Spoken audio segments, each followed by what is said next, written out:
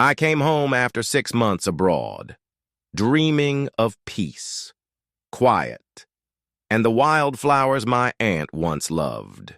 But instead of open fields, I found 120 identical beige houses standing on my land like an army I never invited. The HOA president smiled like a fox. The lawyers laughed in expensive suits. They thought I'd fold. They didn't know who I was. I'm Ethan Carter, forensic accountant, 15 years tracking corporate fraud. They didn't just build homes on my land. They built a legal trap for themselves, and I was about to spring it. The Arizona sun was blazing as my Uber crawled down the dusty road. The driver kept glancing nervously at me in the rearview mirror. Sir, are you sure this is the right place?" he asked. Slowing down, I frowned, leaning forward. "Why," he gestured out the window, "because this looks like an entire neighborhood." I stared out, my stomach sinking. Where there should have been open fields, wild flowers, and the old oak tree my Aunt Martha used to love, stood row after row of identical beige houses, perfectly manicured lawns, white picket fences, a giant sign read in shimmering gold. Emerald Heights. Phase 1. Complete. Now selling. I felt like I'd been punched in the gut. I paid the driver and got out, my boots kicking up red dust as I walked past families unloading groceries, kids riding bikes, and dogs barking behind gates. People gave me side glances, strangers sizing up an outsider. My land, my aunt's 50 acres, gone. I didn't stop walking until I reached a sleek glass building with a sign that read, Emerald Heights Sales Office and HOA Administration. Inside, it looked more like a luxury hotel lobby than anything related to houses. D. Marble floors, crystal chandeliers, smiling staff in tailored blazers. A blonde woman popped up from behind a desk the moment she saw me. "Oh, welcome to Emerald Heights," she chirped. "Are you here for a tour? We're 70% sold already." I pulled out the folded property deed from my jacket pocket and laid it on the counter. "I'm not here to buy," I said flatly. "I'm here to figure out why there are houses on my land." Her smile faltered. Oh, are you Mr. Carter?" "That's me." She swallowed nervously and tapped something on her computer. "Mrs.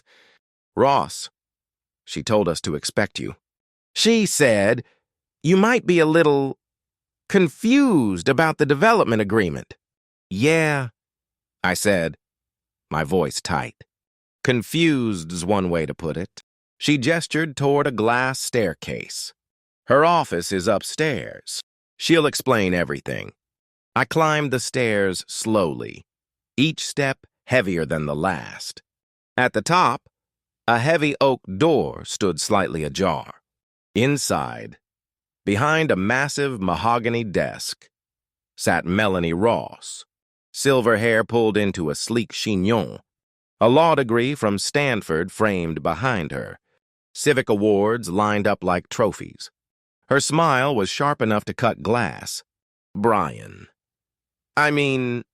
Ethan Carter," she greeted, standing with outstretched hands. Finally, "I've been waiting for you." I didn't shake her hand. I sat down. "Let's skip the pleasantries, Mrs. Ross. Why are there houses on my land?" She slid a thick folder across the desk, her nails clicking on the cover. "All in here," she purred. "Your aunt signed the HOA charter back in 1998. When she passed, all notifications were sent to her address on record. Since we received no objections, the development proceeded under legal default." I flipped the folder open. Certified mail receipts, Asanatai.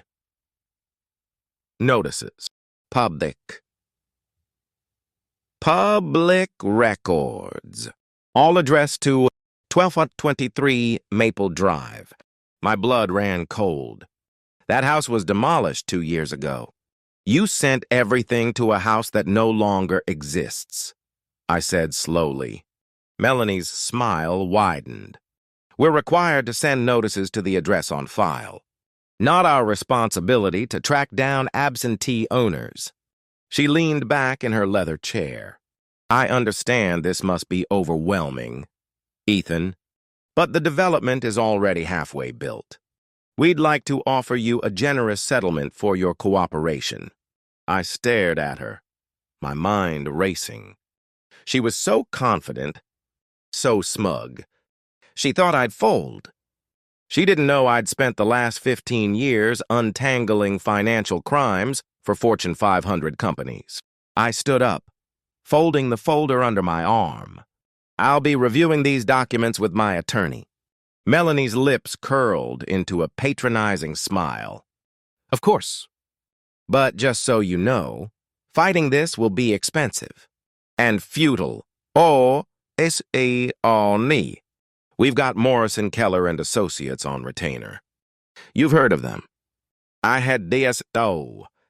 They were the sharks who'd bulldozed environmental activists last year without blinking. As I walked out, I heard her tell her assistant, "He'll fold. They always do." Outside, I stood where the old oak tree used to be. Now it was a decorative fountain, sterile and soulless. I clenched my fists, staring at the rows of houses that shouldn't exist. They thought this was over. They had no idea. I'd just started. That night, back in my hotel room, I stared at the folder Melanie Ross had handed me. Legal notices, signatures, certified mail receipts. They'd covered every base. Every legal base, at least. But something didn't add up. I poured myself a glass of whiskey and booted up my laptop. 15 years of forensic accounting had taught me one thing. The numbers never lie. And if they do, it's because someone made them. I started pulling public records. Land transfers, HOA filings, county building permits, one by one. I traced the paper trail from my aunt's 50-acre lot to the shiny new Emerald Heights subdivision. And then I found it, a line item buried in a county budget spreadsheet from 3 years ago. Environmental Impact Waiver. Emerald Heights, Phase 1. Signed off by a clerk who had retired the year before the date on the form. My fingers flew across the keyboard. I cross-referenced the waiver with the county's building department database. There was no record of an inspection.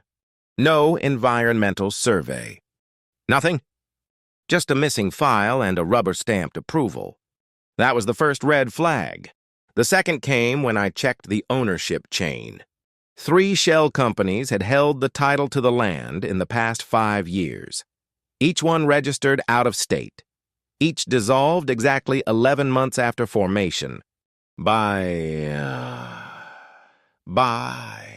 2A. Après. Demacofries. Oh, I had a rough map scribbled on hotel stationery. Names, dates, connections. The pattern was clear. Melanie Ross hadn't just inherited a sleepy HOA, she'd turned it into a machine that swallowed up vulnerable properties and spit out cookie-cutter homes at triple the market price. My phone buzzed. A text from an unknown number. "I heard you're back. Meet me tomorrow. Java Junction. Dent. A friend. A friend?" I stared at the message. In my line of work, a friend usually meant one of 2 things. Someone who wanted to confess, or someone who wanted to confess just enough to save themselves. I typed back, "I'll be there." Then I sat back, staring at the ceiling fan as it spun lazily above me. They'd thought I was just a grieving nephew with a property claim. They had no idea who they were messing with. The next morning, Java Junction smelled like burnt espresso and old wood. A regular crowd of retirees and construction workers filled the booths, nursing cheap coffee and gossip. I took a seat in the corner, facing the door. 10 AC. Temasi. On the dot. She walked in, mid-30s, sharp navy suit, hair pulled into a tight ponytail, eyes rimmed with exhaustion but burning with determination. She spotted me, took a breath, and walked over. Mr. Cheeto. Carter, she asked. Depends who's asking. She slid into the seat opposite me. Allison West, she said quietly. I used to work for Melanie Ross. I raised an eyebrow. Used to, she gave a bitter laugh, until I asked too many questions. She opened a slim leather folder and slid it across the table. Everything you need to know is in here. But I figured you'd want to hear it from me first. I flipped through the pages. Emails, memos, and internal reports. Melanie isn't just running an HOA, Allison said, voice low. She's running a property fraud scheme. She targets owners like your Aunt Elderly, isolated or absent, sends notices to outdated addresses, then claims non-response as legal consent to expand the HOA's jurisdiction. I froze, flipping to an email chain dated 3 months before my aunt died. Melanie had written, "The old woman won't last much longer. Keep sending notices to Maple Drive. Dead addresses are our best friends." A chill ran down my spine. She knew my aunt was dead. Allison nodded grimly. She knew, and she counted on nobody checking. By the time the heirs show up, the paperwork's airtight on the surface, but underneath it's a house of cards. I looked at her. Why tell me this? Her mouth tightened. Because she destroyed my career, blackballed me, said I was a whistleblower with an axe to grind. Nobody in 3 states will hire me. She leaned forward, her voice trembling but firm. And because your aunt was my mentor in law school, she left me this. She handed me a sealed envelope with my name on it, in my aunt's handwriting. I opened it carefully. Ethan, if you're reading this, they made their move. There's evidence buried under the old oak tree. Trust Allison. Finish what I started. Aunt Martha? I closed my eyes for a long moment. When I opened them, Allison was watching me carefully. You in? She asked softly. I folded the letter, slipping it into my pocket. Oh, I said, standing up. I'm in. I glanced outside at the miles of beige houses and pristine sidewalks. They thought they buried the truth, I murmured. But they just planted the seed. That afternoon, Allison and I stood beneath the old oak tree at the edge of the property. It was still there, the only thing they hadn't bulldozed. Its gnarled branches stretched toward the sky, stubborn and unyielding, like Aunt Martha herself. You sure this is the spot? Allison asked, glancing around nervously. They've got security cameras everywhere. I'm sure, I said, gripping the shovel tighter. We dug. The Arizona sun beat down on us, but we kept going. Sweat dripped down my back. My hands blistered, but I didn't stop. And then thunk. The shovel hit something solid. I dropped to my knees and brushed away the dirt. A waterproof container, metal, rusted at the edges, but sealed tightly. Allison helped me lift it out.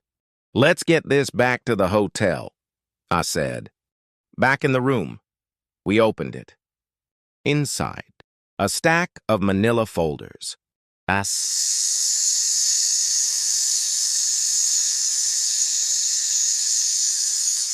drive.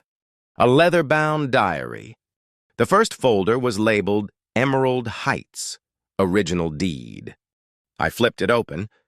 It wasn't just a copy. It was the original deed to the land, signed and notarized in 1973, long before Emerald Heights ever existed. I scanned the document. There was a clause, a reversion clause. If the property was ever transferred without the owner's consent, ownership would automatically revert to the direct heir. I let out a low whistle. They built all of this on stolen land. Allison read over my shoulder. They never searched county archives. They didn't think anyone would. I opened the next folder. Environmental Report, 1997. It detailed elevated levels of arsenic and benzene in the soil, unfit for residential development without remediation. They never cleaned it up, Allison said quietly. They just buried it under sod and concrete. I shook my head. They built 120 homes on toxic land. She pulled out the flash drive and plugged it into my laptop. A video popped up. It was my aunt, sitting in this very hotel room, recording herself. Ethan, she began, looking directly into the camera.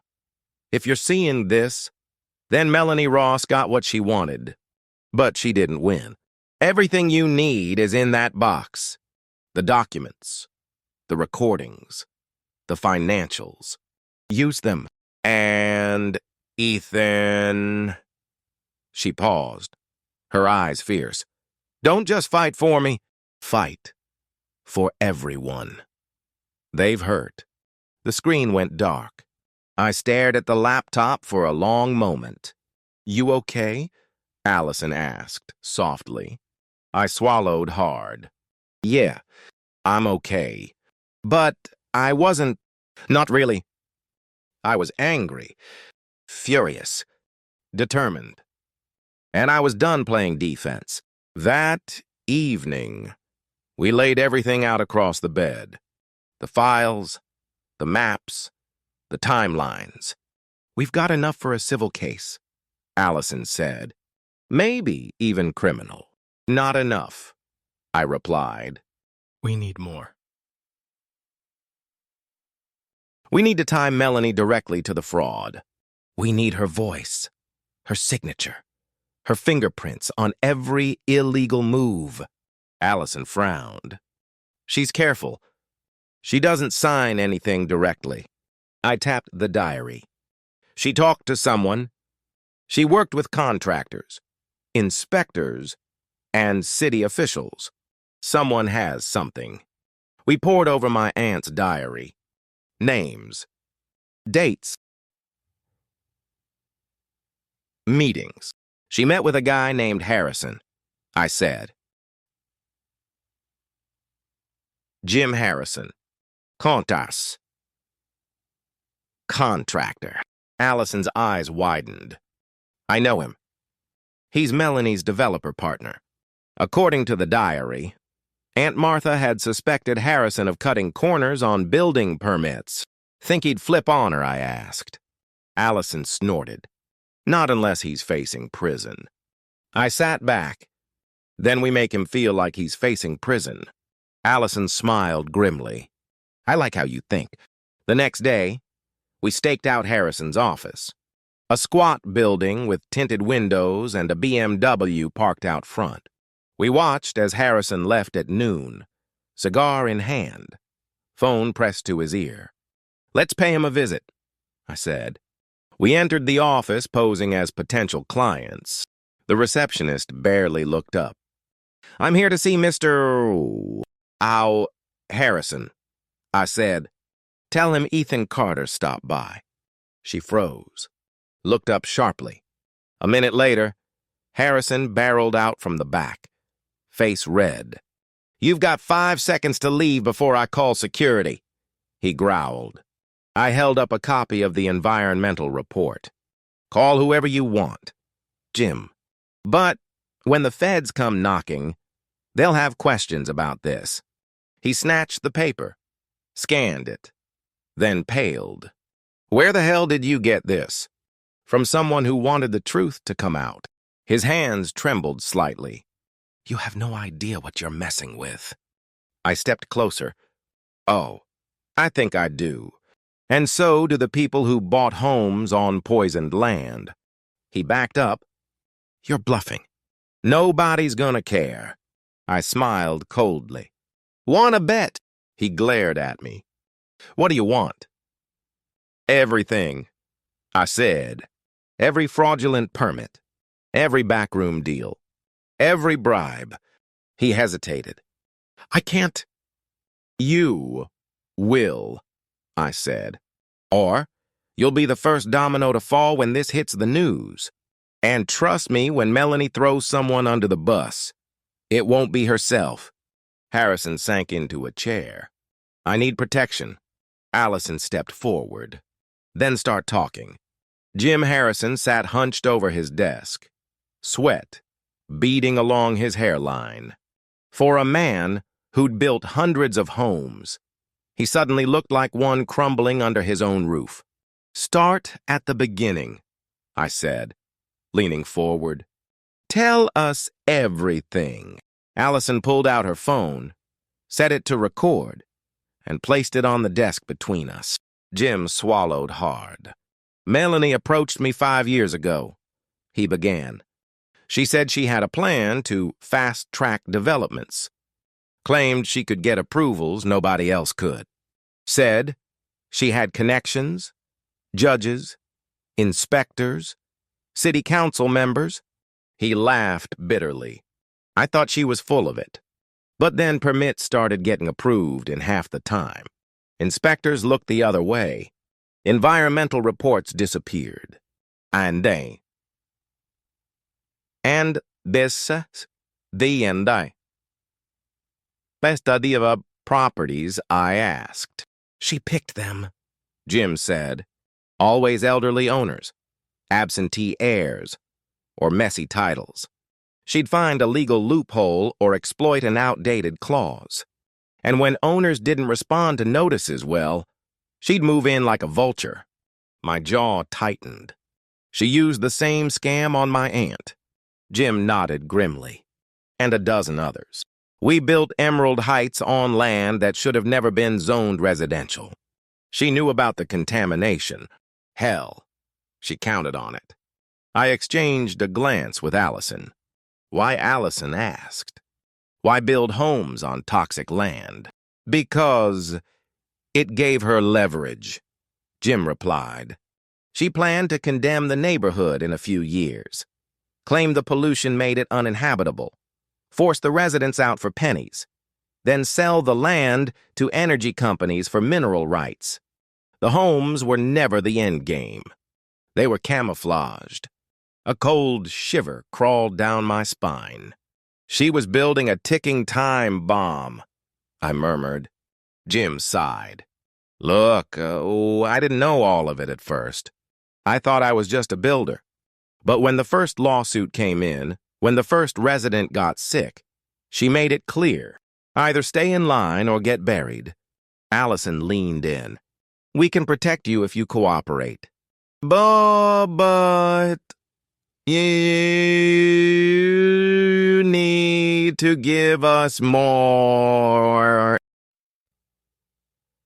documents. Communications. Paper trails. Jim hesitated, then opened a drawer and pulled out a worn leather briefcase.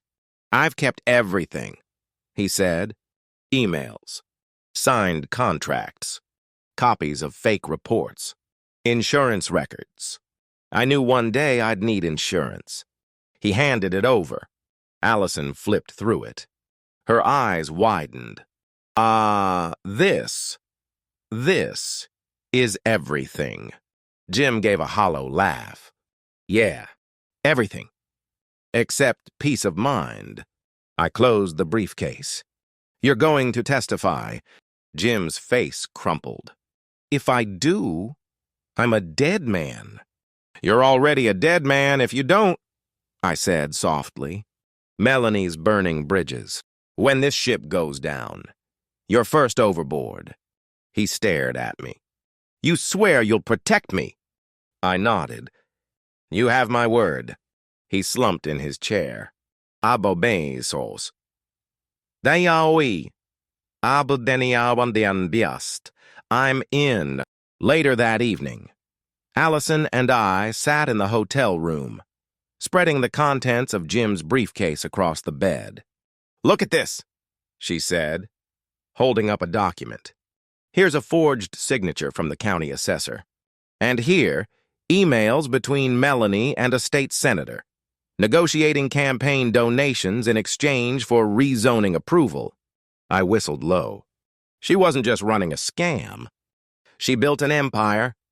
Allison tapped her finger on one name. Senator William Grady. I frowned. He sits on the Energy Committee. Exactly, she said. He's the one who promised Excelsior Energy the drilling rights once the neighborhood gets condemned. I leaned back. She's playing a long con. A multi-million-dollar land flip disguised as a housing project. Allison looked exhausted, but determined. We need to get this to the FBI. I shook my head. Not yet. Why, she asked. Because if we go to them now, Melanie has room to wriggle out.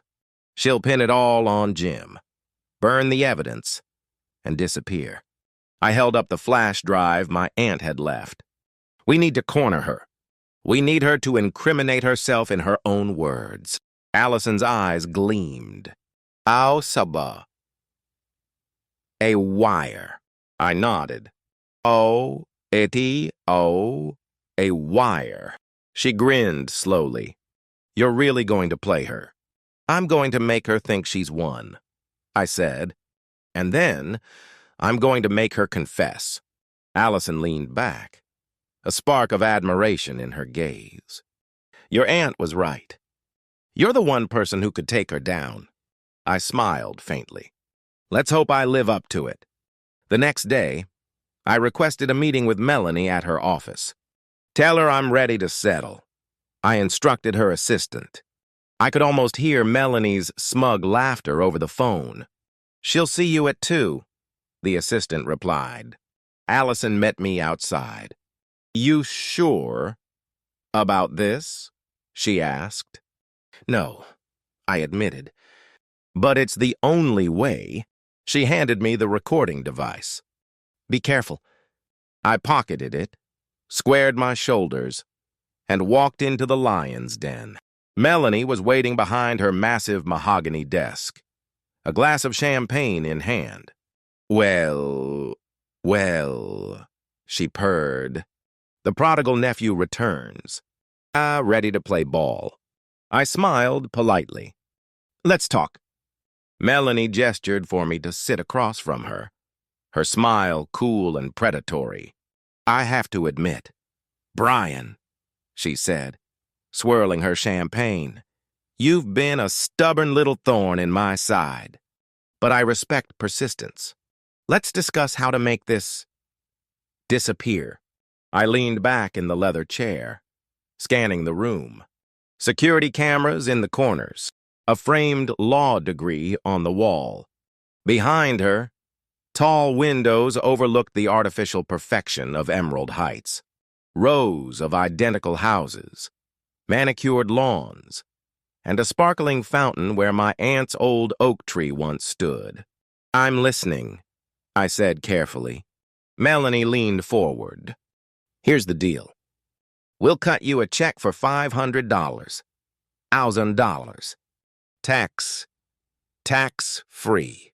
You sign a quitclaim deed, walk away, and never bother us again. I raised an eyebrow. That's it. That's generous, Brian, she said sweetly. More than fair for someone who doesn't even have a clear claim anymore. I could drag this out in court for years, bleed you dry with legal fees. I smiled faintly. You're right. You could... Her eyes narrowed at my tone. But I leaned forward, lowering my voice. But I know what's under this land. Melanie, Her face flickered. I don't know what you're talking about. Natural gas, I said quietly. Aunt Margaret knew. You knew. That's why you pushed this development through so fast. The houses, the HOA, they're just a cover to secure mineral rights. Melanie's lips tightened. That's a very dangerous accusation. It's not an accusation, I said calmly. It's a fact, and I have the geological surveys to prove it. For the first time, her confidence wavered. Those surveys are sealed under the county's records. You'd need a court order, or an original copy, I interrupted, pulling a folded document from my jacket. Aunt Margaret kept everything. Melanie's gaze locked on the paper like a snake watching prey. What do you want? $8 million, I said evenly, in cash. Tonight, her eyebrows shot up. Are you insane? No, I replied. I'm practical. You want this to go away before federal regulators start asking why families are living on contaminated land. Before the EPA launches an investigation, before the energy company realizes its contract could be voided. Melanie's face hardened. 5 million. 7, I countered. 6, she said, leaning in. Done. She sat back, eyeing me warily. You drive a hard bargain. I gave a cold smile. I learned from the best. She stood. 10 o'clock tonight. Old warehouse on Route 47. Come alone. I always do, I said, rising from my seat. As I walked out, my hand brushed against the wire beneath my shirt. Every word recorded. Every lie. Every confirmation. The final nail in her coffin. Back at the hotel, Allison paced the room. She agreed to $6 million. She asked, stunned. I nodded. She thinks she's buying me off. She is buying you off on tape. Allison grinned. We'll deliver this to the FBI after the exchange, I said. Let her incriminate herself with the money. Allison hesitated. What if she doesn't show? She will, I said quietly. She can't afford not to. I looked out the window at the darkening sky. She's too deep in to turn back now. At 9. Cinquecento p.m. Oh, I parked outside the old warehouse. The building loomed in the moonlight, a relic from another era. Its rusted walls whispered stories of forgotten deals and broken promises. Headlights cut through the night as Melanie's black SUV pulled up. 2 large men climbed out first, scanning the perimeter, then opened the back door for her. She stepped out, wrapped in a trench coat, her hair perfectly coiffed despite the late hour. Brian, she called, her voice echoing in the cavernous space. Do you have the paperwork? I held up a folder. Right here. Do you have the cash? She snapped her fingers. One of the guards dragged a duffel bag from the car and dropped it at my feet. Count it if you want, she said. I'm a woman of my word. I crouched, unzipped the bag. Bundles of crisp hundreds stared back at me. Looks good, I said, standing. Then sign, Melanie demanded, holding out a pen. I opened the folder, but instead of a deed, I pulled out a small voice recorder. Already did, I said quietly. Melanie froze. What? I pressed play. Her own voice filled the warehouse. Oh, we'll push the development through before they can challenge the mineral rights. No one needs to know about the contamination. By the time they figure it out, we'll be long gone. Her mouth opened, closed, then rage. You little. She lunged forward, but the warehouse doors burst open, floodlights illuminating the scene. FBI hands in the air. Agents swarmed from every direction, weapons drawn. Melanie's guards reached for their belts but froze as red laser dots danced across their chests. "Don't be stupid," one agent barked. Melanie stood trembling, surrounded. "I want my lawyer," she hissed. "You'll need more than a lawyer," I said softly as they cuffed her. She glared at me, defiant to the last. "This isn't over." "Oh, it's over," I said. "But you're right about one thing." I stepped closer, voice low. "You did build something, Melanie." Her lips curled. "A prison. And you're going to live in it." The news broke before sunrise.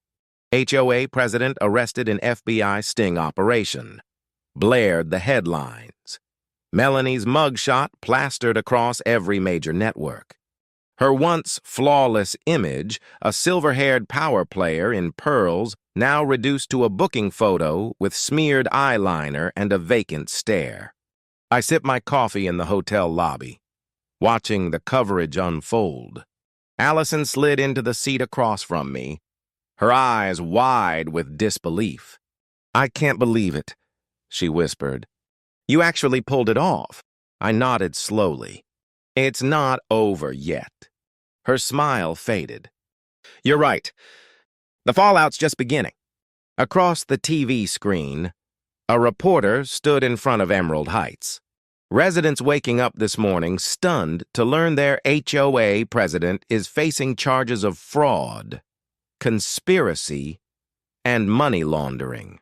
Federal agents served search warrants overnight at the HOA office, Melanie Ross's home, and the offices of Harrison Development. The footage cuts to agents carrying boxes of files. Authorities are also investigating possible contamination at the Emerald Heights development site. Homeowners now face uncertainty about their property titles and potential health risks. I rubbed my temple. They're going to need answers. They're going to need leadership, Allison added quietly. We exchanged a long look. They're going to need you, Brian. I laughed humorlessly. Me? I'm the guy who almost sold them out for $6 million in cash. You were never going to take that money, she said firmly. You walked into that warehouse with a wire, not a pen. I sighed. They won't see it that way. To them, I'm just another player in this mess. Then show them you're not. By mid-morning, a crowd had gathered outside the HOA office. Homeowners milled around, clutching papers, trading rumors, their faces etched with worry. I stepped onto the steps, clearing my throat. They turned suspicious, exhausted, hopeful. Jordan. Someone called. "Are we going to lose our homes?" I raised my hands. "No one's losing their home today." A ripple of relief, but also skepticism. "I know you've heard a lot of frightening things," I continued, "about fraud, contamination, lawsuits. You're angry. You're scared. And you should be at." Murmurs of agreement. "But you're not the villains here," I said. "You're victims. Like my aunt, like every other property owner Melanie targeted. And together, we're going to fix this." How a woman asked bitterly, "You going to sue the FBI next?" A few chuckles, dry and defeated. "I'm working with federal authorities," I explained. "We've recovered critical documents proving not only Melanie's fraud, but also evidence she hid from you, environmental reports, financial records, and because of the way the HOA bylaws were manipulated. We have a legal pathway to restore ownership and secure funding for cleanup." "You're serious?" a man asked, arms crossed. "I'm deadly serious," I replied, "but it's going to take time, and I can't do it without you." A hush fell. "What do you need?" someone asked. Testimony,"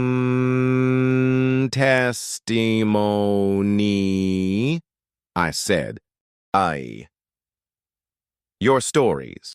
Any pressure you felt to sign paperwork. Missing inspections.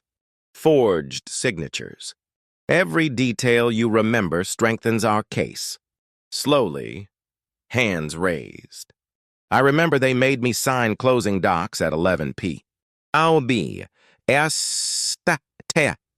So one man offered. "They told me my inspection was fine, but I never had an inspection," a woman added. "They charged us a community improvement fee that was never explained," another muttered. The stories poured out, each one another stitch in the unraveling tapestry of Melanie's scheme.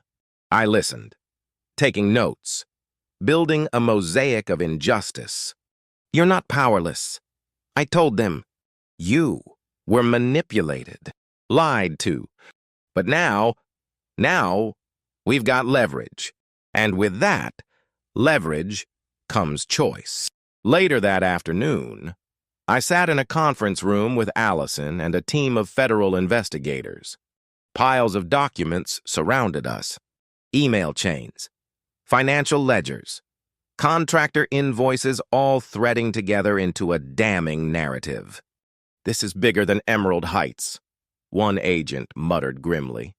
"We've identified at least 8 other developments across 3 states. Another added. Same MO. Fake notices. Stosity. Stolen titles. Fraudulent construction. Permits." The senator, I asked quietly. "Still denying everything," the lead agent said. But with Melanie's arrest, people are starting to flip. "We're getting calls." I leaned forward. "And what about the homeowners here?"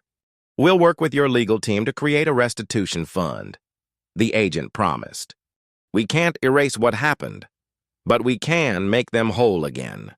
Allison gave me a tired but triumphant smile. "You did it, Brian."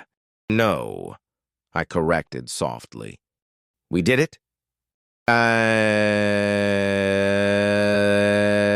That evening, I walked the streets of Emerald Heights.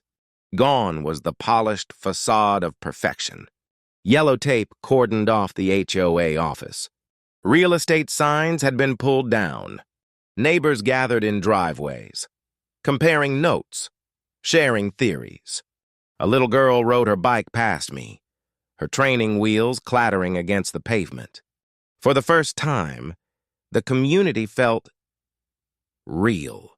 Not curated, not manufactured, but messy, human, alive. Connell found me sitting on the old fountain. "Thought you'd skip town by now," he said, dropping onto the bench beside me. "Nah," I said with a tired grin. "Still unfinished business." He handed me a beer. "Well, if you're sticking around, we've got an HOA meeting next week. Think you'd want to chair it?" I barked a laugh. "You're joking." "Not at all," he said seriously. "We're going to need someone who knows the system inside out. Someone who's not afraid of a fight." I stared at the darkening sky. For the first time in a long time, I felt hopeful. "Yeah," I murmured. "Maybe I will." I thought things would settle down after Melanie's arrest. I was wrong. The storm wasn't over. It had just shifted. And the sun. At Monday, a new headline hit. Federal probe expands. A state senator implicated in HOA scandal. Senator Thornton's name was splashed across every news outlet, his pristine political image unraveling thread by thread. I sat in Allison's office as her phone rang off the hook. We're getting calls from reporters, advocacy groups, law firms. Everyone wants a piece of this, she said, rubbing her temples. I even got a call from a congressman's office this morning. They want to talk legislation. She glanced at me. Brian, you're becoming a symbol. I shook my head. I'm not a symbol. I'm a guy who just wanted to retire on his land. She smiled faintly. And instead, you uncovered one of the largest property fraud schemes in the state. I exhaled slowly, staring out the window. Emerald Heights shimmered in the distance, deceptively peaceful under the Arizona sun. But I knew better. Behind those manicured lawns and beige walls, families were still grappling with fear, anger, and uncertainty. How do we make it right, Allison? I asked softly. She tapped her pen thoughtfully. We're close. The government's case is airtight. But for the residents, they need closure, security, stability. I nodded. They need to know they're safe. And they need leadership, she added. Someone they trust. I looked at her warily. Don't you dare say it. Brian, she said gently, you're the natural choice. They trust you. You fought for them when no one else would. I sighed. I'm not a politician. I'm not a lawyer. You're exactly what they need, she interrupted. Someone who understands the system and isn't afraid to burn it down when it's broken.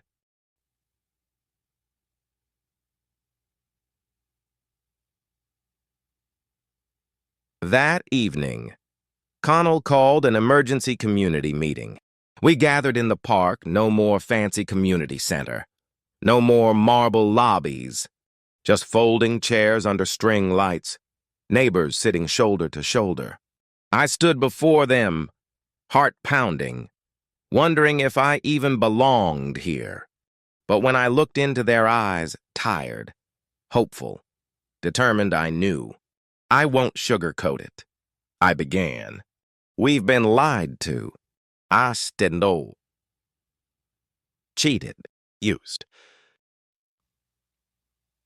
Nods. Murmurs. But we're not victims anymore, I said, louder. We're survivors, and we're rebuilding on our terms. Applause broke out. We've negotiated a settlement, I continued. The government will oversee environmental remediation. Fraudulent fees will be refunded, and you'll all retain ownership of your homes without fear of eviction or foreclosure. Gasps. Cheers. But there's more, I added, voice steady. We're rewriting the HOA bylaws, from the ground up. Transparent, democratic. Accountable. Connell stepped forward, holding up a draft document. Every homeowner gets a vote. Every major decision needs a supermajority. No more secret meetings. No more unchecked power. The crowd erupted. And one more thing, I said. We'll need a new president.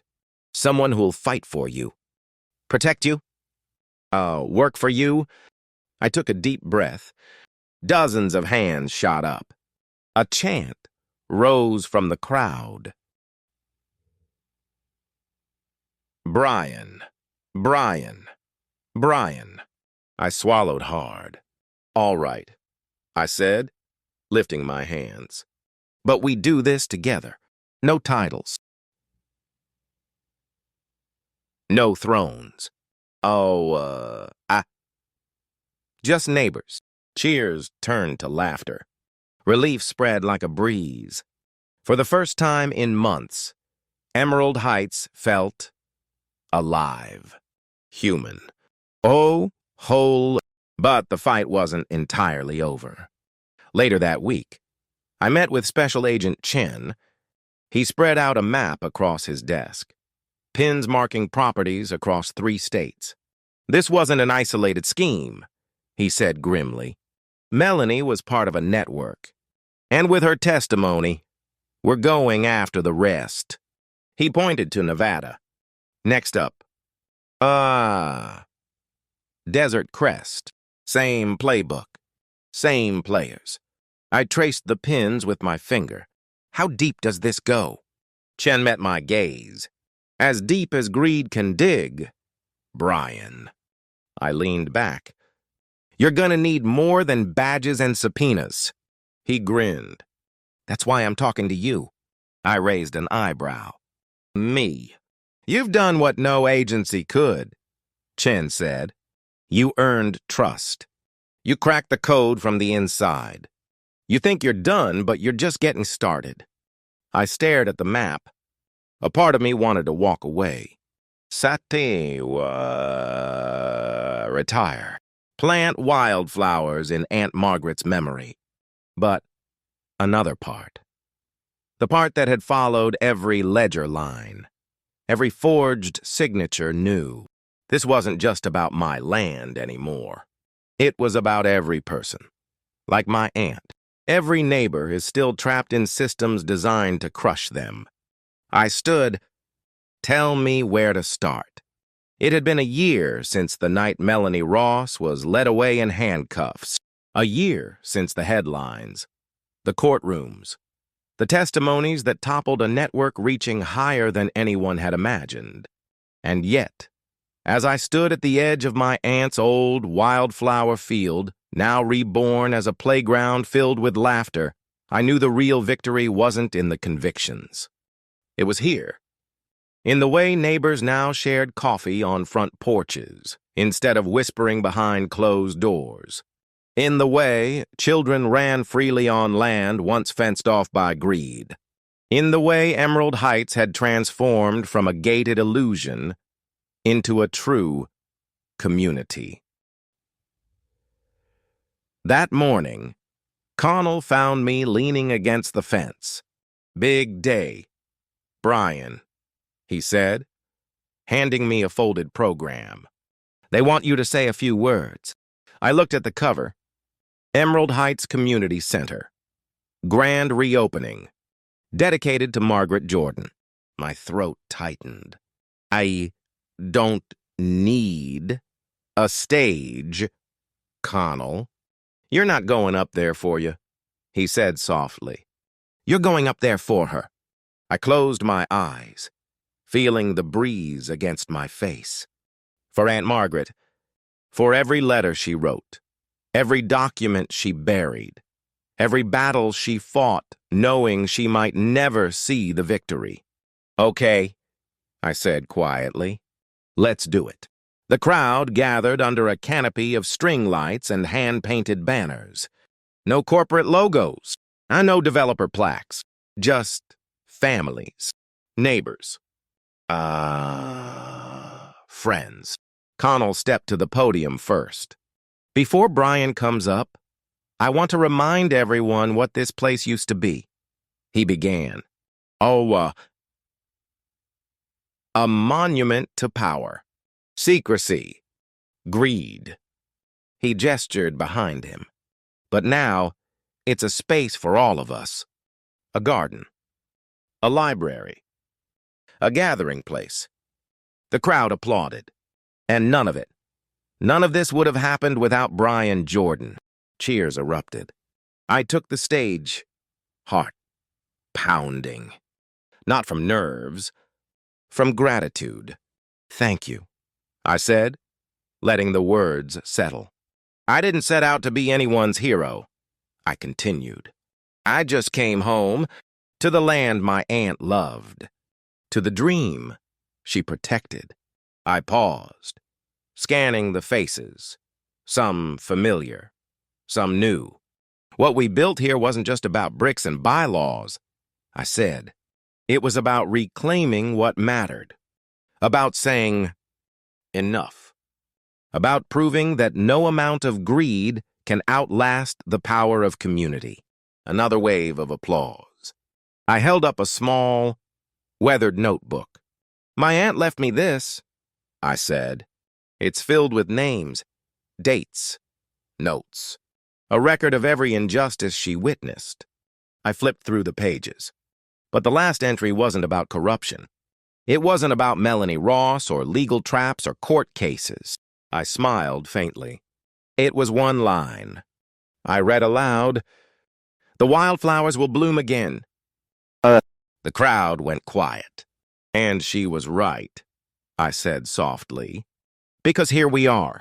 I stepped back, leaving the notebook on the podium, letting it belong to them now, letting the story continue. Later, as the sun set, Allison joined me at the fence line. "You did it, Brian," she said quietly. "No," I corrected gently. "We did, She smiled. "I got a call," she added, "from the Department of Justice. They're forming a task force. They want me to lead it, fighting HOA fraud nationwide." I turned to her, a grin spreading. "You're going to be the hammer that breaks this system wide open. I learned from the best," she said, bumping my shoulder. We stood in silence for a moment, watching the children chase fireflies under the fading light. "You're staying?" she asked. I looked out at the playground, the community center, and the homes glowing warmly. "I'm home," I said simply. She nodded. "Then you better plant some wildflowers," she teased. "I already did," I replied, pointing to a small patch of seedlings by the fence. Aunt Margaret's favorites. Their petals are just beginning to unfurl. As the last of the families drifted home, Connell handed me a cold beer. Two.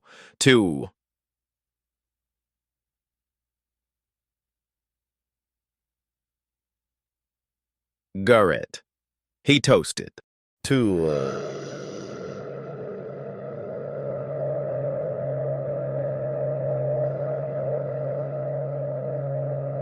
The community, I answered. We clinked bottles, and as the stars blinked alive above Emerald Heights, I realized something. Justice hadn't been a courtroom verdict. It hadn't been a prison sentence.